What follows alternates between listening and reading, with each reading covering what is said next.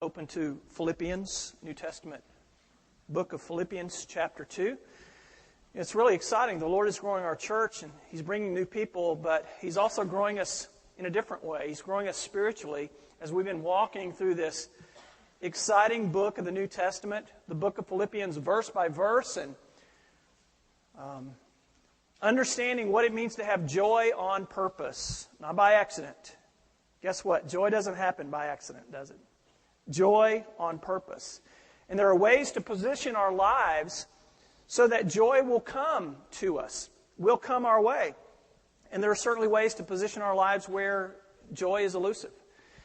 And so today we're going to talk about this matter of being positive in a negative world.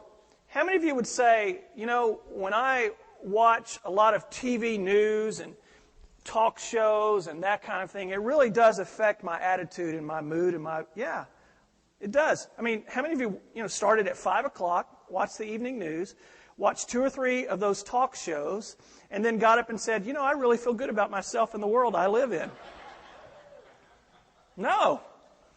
I was able to take a few weeks off late last year, and Cameron was able to speak for me, and so I got some rest, and I determined at the beginning of that I was going to turn off the TV and the radio and just not expose myself to that. It was amazing how refreshing that was and how much better I saw the world. And since then, I've really tried to kind of watch that barometer in my heart, from the standpoint of exposure to that kind of thing. And the truth is, it is difficult to be positive because, if it bleeds, it leads. That's the way it works. That's what gets our attention, and that's what is shouting out at us through the media all the time. And if we're not careful, it will create not only a mood, but it will create a disposition in our lives of negativity. It reminds me the story of a man who had twin sons. And as he saw them develop and grow up, he noticed, even at early stage, that one was a pessimist and one was an optimist. And so he said, well, I'm a good father, so I've got to do something about this. So he went out, he bought some toys for the pessimistic son. He brought them to his pessimistic son. He went out and bought a pile of manure and gave it to his optimistic son. That's a nice image this morning, isn't it, on Sunday morning? So he goes and he walks by the pessimistic son's room, and he looks in, and he sees the boy playing with these toys, and he's murmuring and complaining. These are not the toys that I really wanted, and, I've got to clean them and put them up after I'm done, and all my friends are going to want to come over and play with my toys. And the father says, I can't believe this. He goes down the hallway, he sees his optimistic son playing in the pile of manure. And he's appalled. He goes in, son, what are you doing? He said, well, Dad, I see the manure, so I know there's got to be a pony in here someplace.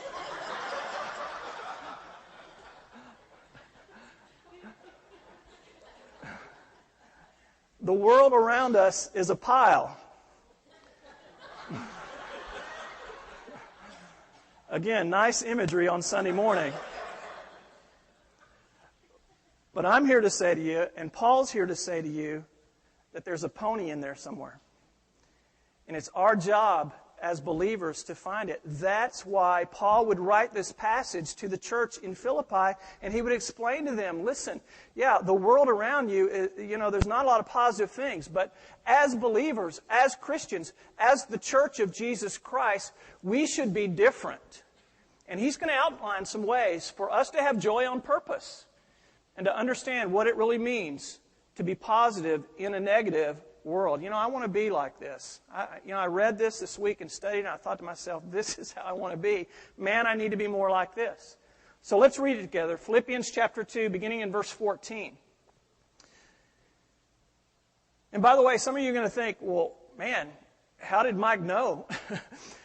This is going to step on your toes quite a bit. That's the great thing about going verse by verse, is because, the Lord just kind of brings it. And, on certain days it matches up with where we are, and it just all works out. So Philippians 2, 14 through 18, this is what Paul says. Do all things without grumbling or questioning, that you may be blameless and innocent, children of God without blemish, in the midst of a crooked and twisted generation, among whom you shine as lights in the world, holding fast to the word of life, so that in the day of Christ I may be proud that I did not run in vain or labor in vain.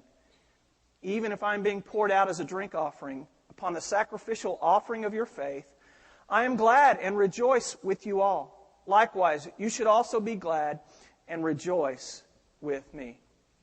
Now, Paul himself was in a pile. I mean, remember the context here with respect to his situation. He's 800 miles away from this church that he loves dearly. He's in Rome. He's under house arrest. Essentially, he's in prison.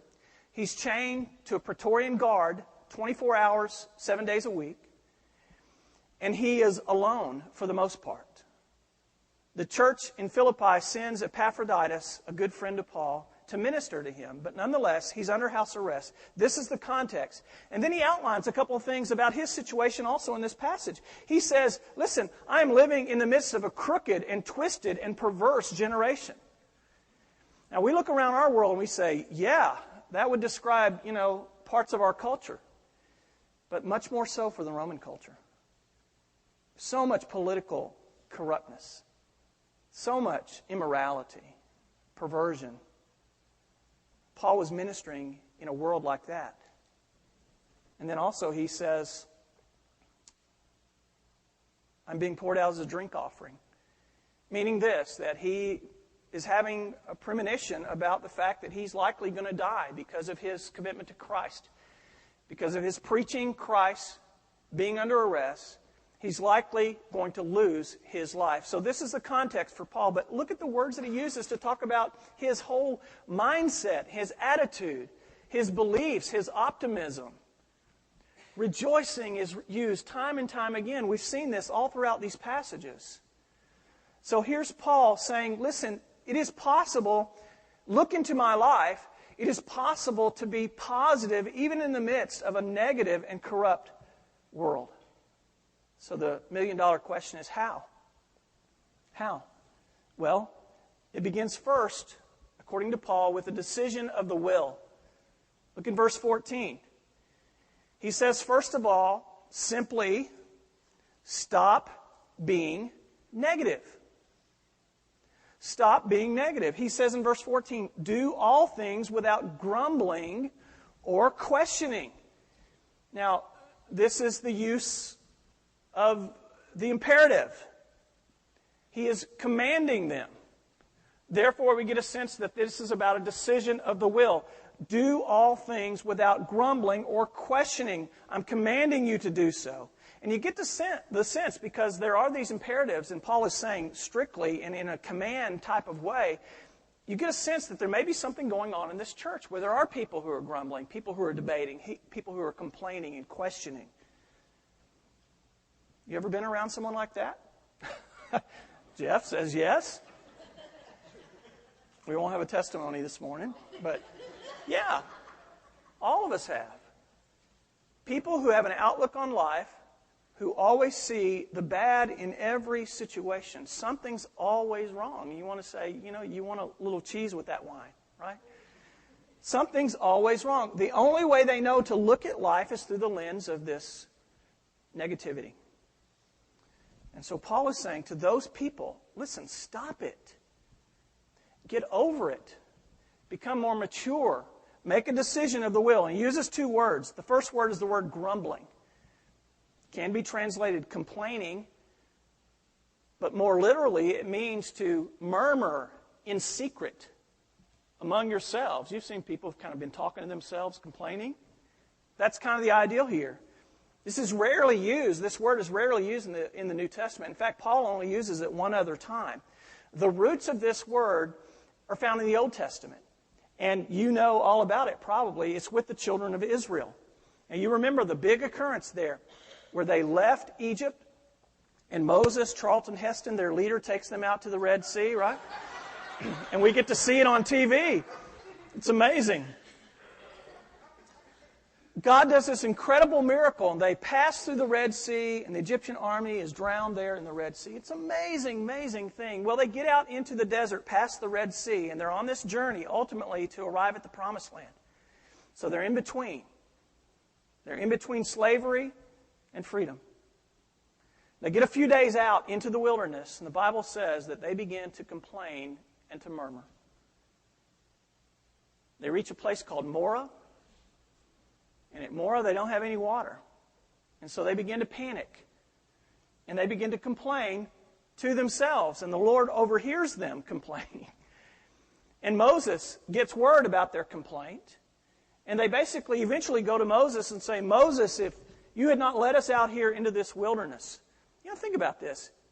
Instead of having a prayer meeting and saying, God, you got us through the Red Sea, you got us out of Egypt, you're able to take care of the water for us. Instead of that, they began to doubt and murmur, and they went to Moses and said, listen, at least we had graves back in Egypt. We should have died back there rather than out here in the desert. And man, I'm telling you, God is not pleased with the response of the Israelite nation. And in fact, there's a verse in Numbers chapter 11. Let me read it for you because it illustrates God's attitude toward complaining and murmuring. Numbers 11 verse 1 says, Now the people complained about their hardships in the hearing of the Lord, and when he heard them, his anger was aroused. Then fire from the Lord burned among them and consumed some of the outskirts of the camp. Complaining enraged God. The God who was able to do all that he had done with the people of Israel was now the God that they were complaining about. So the lesson of Paul, what Paul is describing, and the lesson of Israel is that when you and I complain about the food, the water, the weather, the things that we can't control, you know who we're complaining about, right? God. Ultimately, he is the object of our complaint. The God who is in control of our life is to say, God, this is not a good day, and I'm not going to rejoice and be glad in it. We complain about all kinds of things. I remember one time I was complaining about the weather, and Kaylee, my daughter, she's 11 years old now, she was sitting in the back seat. She was probably 9 years old then, and I was kind of complaining about the heat and the weather. And she overheard me, and we were kind of talking about it, and she said, kind of nonchalantly, oh, well, God made the day.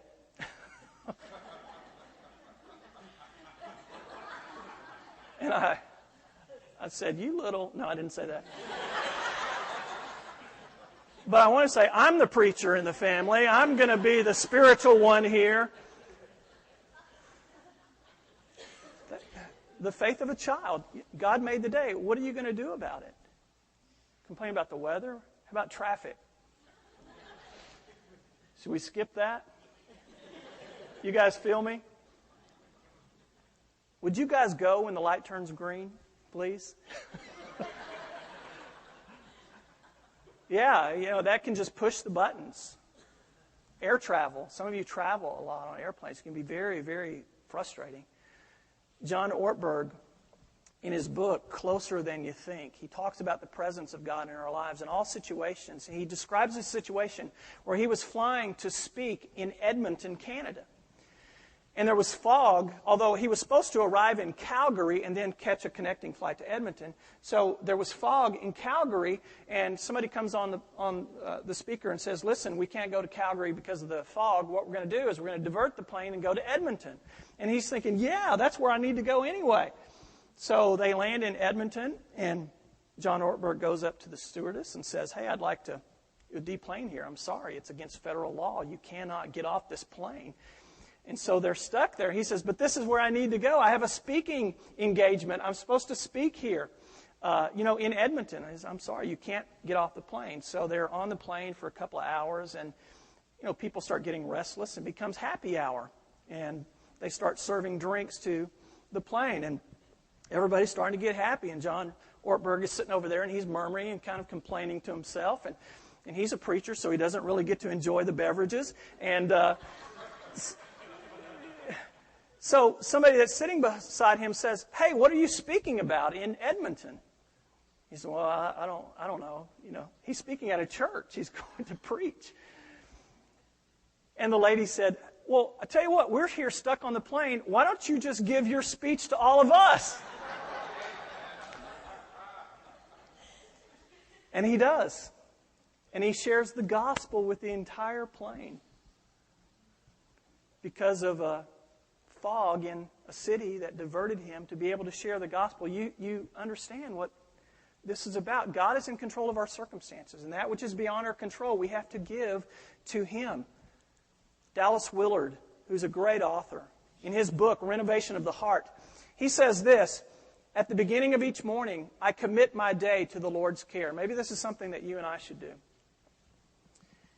He says, I meet everything that happens as sent or at least permitted by God. I meet it resting in the hand of His care. I no longer have to manage the weather, airplanes, or other people. I've already placed God in charge of that every morning. What a great lesson for you and me. The second word is the word questioning. So he says grumbling, grumbling or murmuring. The second word is the word questioning. This could be translated arguing or debating. Whereas the murmuring, whereas the murmuring would be done in secret. The arguing or the questioning is done in public. Here's the context. Maybe there were some people in the Philippian church that were arguing and debating and constantly questioning. Don't you just love those folks?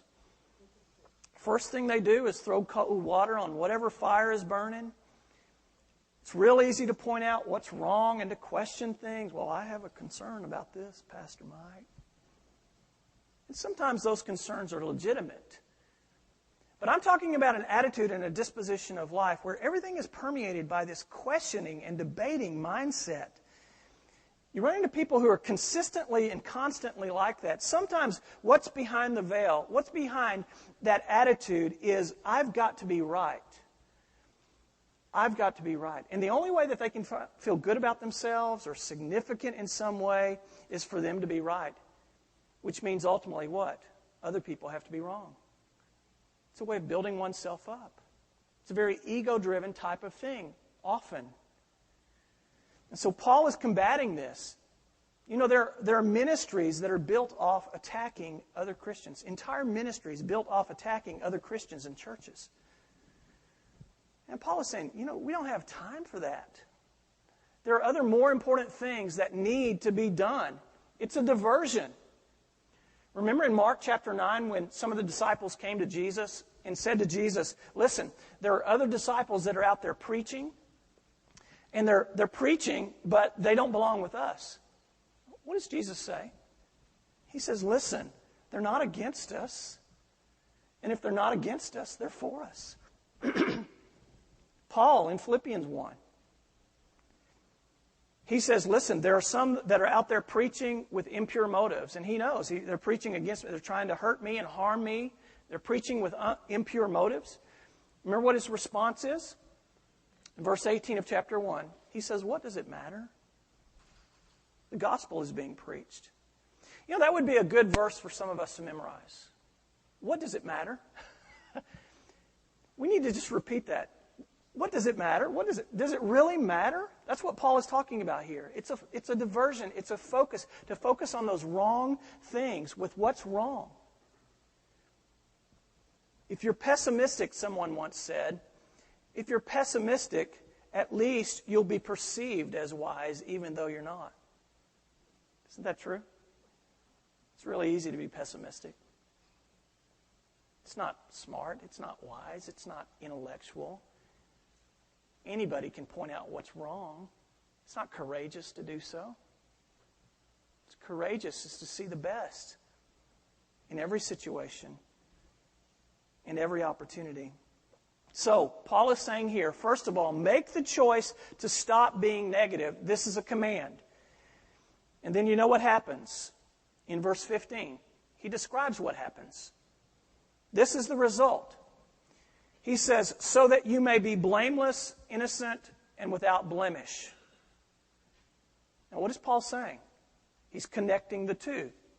Stop grumbling, questioning, debating, so that you may be. So, the decision, the will to stop the grumbling, the complaining, has a creative quality in our lives. It leads to us being blameless and innocent and without blemish. That's what he's talking about. He's connecting those two things. It creates good things in our lives. It bears fruit. Now, these three words, blameless, innocent, without blemish, in the original language are words that begin with the alpha privative. The first letter of the Greek alphabet is alpha. And so in the Greek language, whenever you would have a certain word and you would put the letter alpha before that word, it would negate that word. It would actually create the opposite of that word. And we have some of that goes on in our English language, although not that much. We have this alpha privative, like in the word atheist, right? So a theist is someone who believes in God. An atheist is someone who doesn't believe that there is a God. An agnostic, Gnostic or Gnosticism is the Greek word for knowledge. An agnostic is one who believes they don't know that there is a God. They're not for sure. And then if in the English language it begins with a vowel, it's not the A letter. Instead, it's the A-N letter. Anorexia. Orexia in Greek means appetite. So you put anorexia, it means without appetite. That's the way that this works.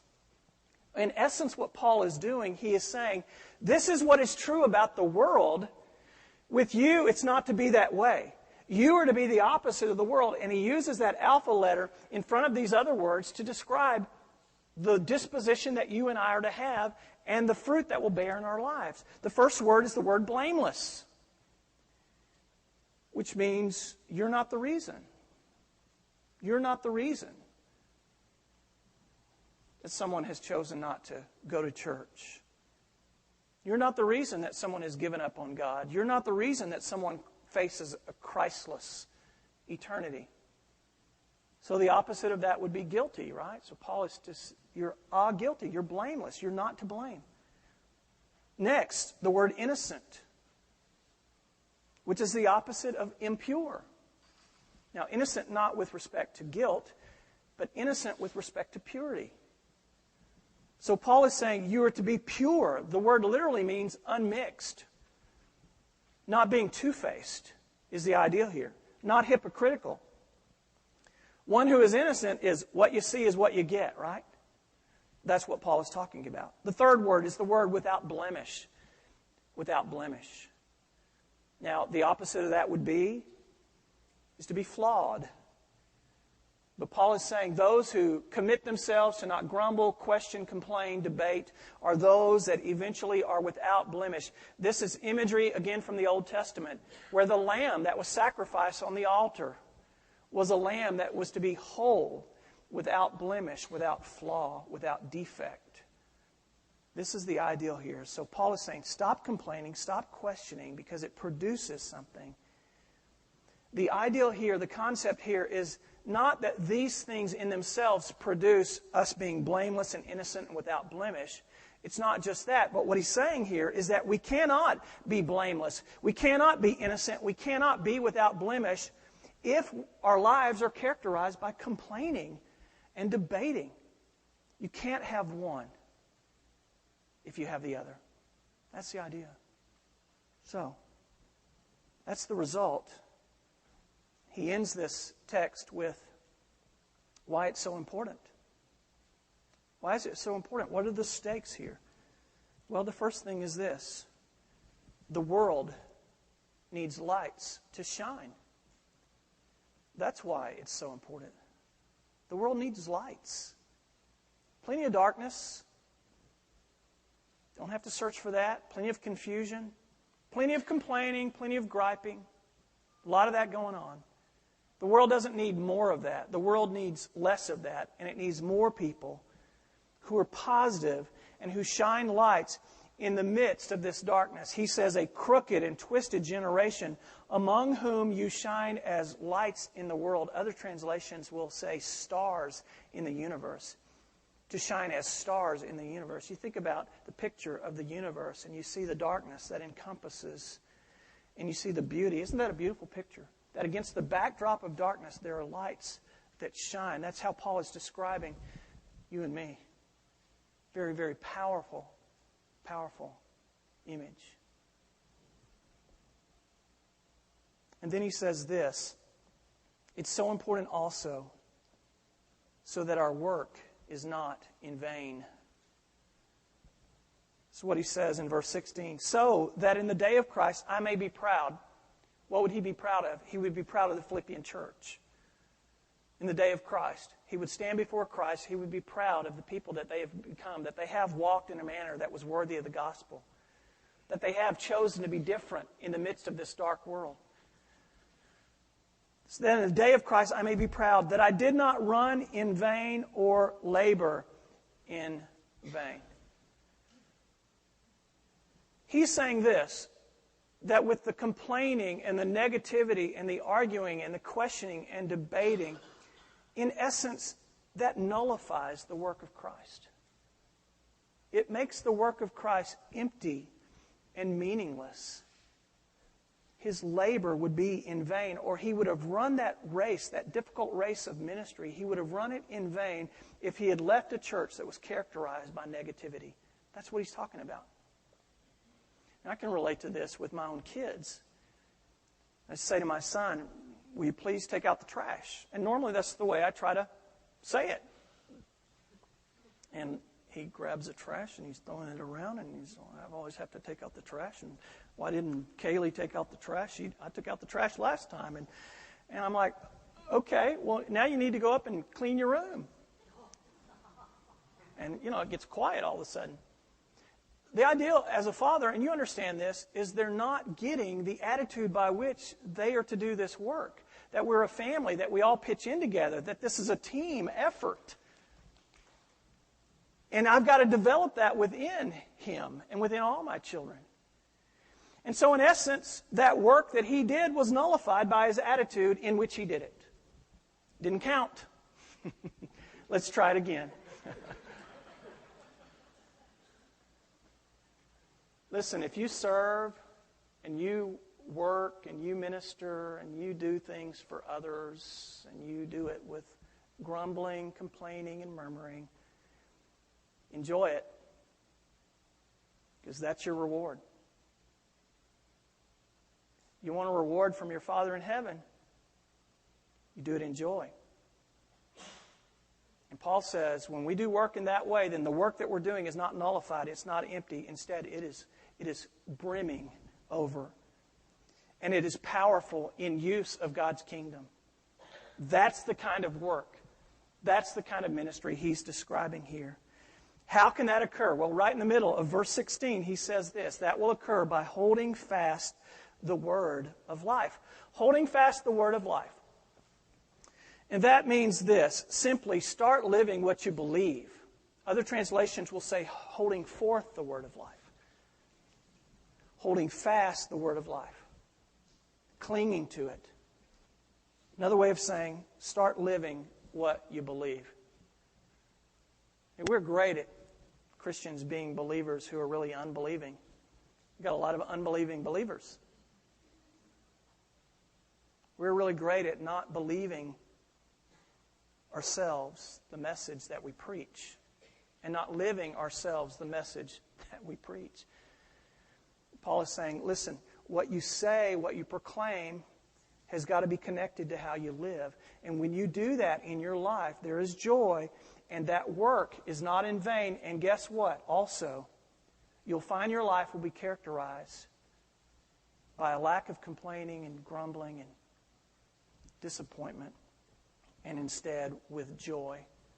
Mark Twain tells the story about a friend of his, a businessman in Boston, who came to him one day and he said, man, I'm going to go to Mount Sinai overseas. I'm going to go to Mount Sinai. I'm going to climb up on top of Mount Sinai and I'm going to read the Ten Commandments. And Mark Twain says, well, I got a better idea. How about you stay in Boston and just live them?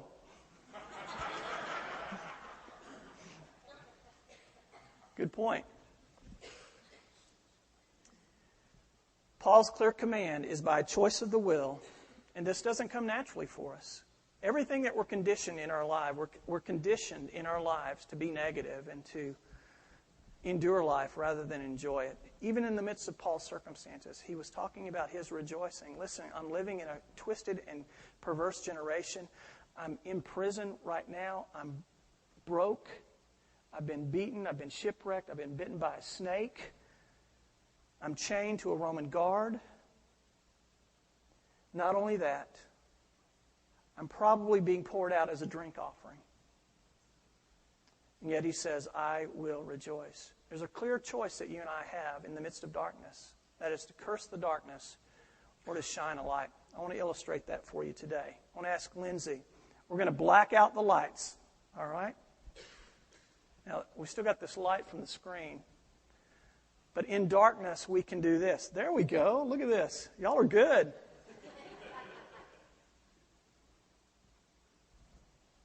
Man, it's dark in here. And I don't like this darkness. And look how dark it is. And there's all this darkness around. And, man, darkness is not good. And we can curse the darkness, or we can shine a light. Look what a small light does in the middle of a dark room. Shining as stars in the universe against the backdrop of darkness to shine a light that is positive, that is compelling. That's what God expects us to do. Okay, if you can bring the lights back up. So what's your choice? I know what my choice is going to be. I know what my choice is going to try to be today, this week. I'm going to try to shine a light. And I'm going to try to resist the temptations of the current of our culture that pushes me down this stream of negativity and pessimism and a lack of hope and belief in the circumstances of life. It's your choice. It's my choice. What will you do? Let's pray. Let me just invite you right now, with your heads bowed and your eyes closed, to talk to your Father in heaven, to respond and to reflect upon His Word today in whatever way you would want. Some of you would pray this morning, God, I'm a negative person. In every situation I look into, I see the bad and the wrong, and I see what could be instead of what is, and I think about what I lack instead of what I have, and I don't consider the blessings. And as a result, God, I lack joy. Maybe that's your prayer today. And folks, listen, I'm not talking about being unrealistic. I'm not talking about being blind, or I'm not talking about minimizing pain that is real and disappointment and hurt. That's not what I'm talking about at all. I'm not talking about an attitude that says there is no darkness. I'm talking about an attitude that Paul says that, yes, there is darkness and it's all around. But with the reality of that darkness, I'm not going to curse the darkness. Instead, I'm going to shine light. I'm not talking about positive thinking this morning either. Positive thinking puts its confidence in thoughts, believing that if we think a certain way that we can change reality. That's not what I'm talking about. I'm not talking about changing circumstances. I'm talking about changing our attitude, changing us. What I'm talking about today is not putting confidence in our thoughts or our positive thinking, but putting confidence in God, who is in control. And the deep-rooted belief that that is true should make a difference in my life. Should make a difference in yours. So let me just give you a moment to pray. Talk to God silently, privately, and then I'll lead us in prayer in just a moment or two.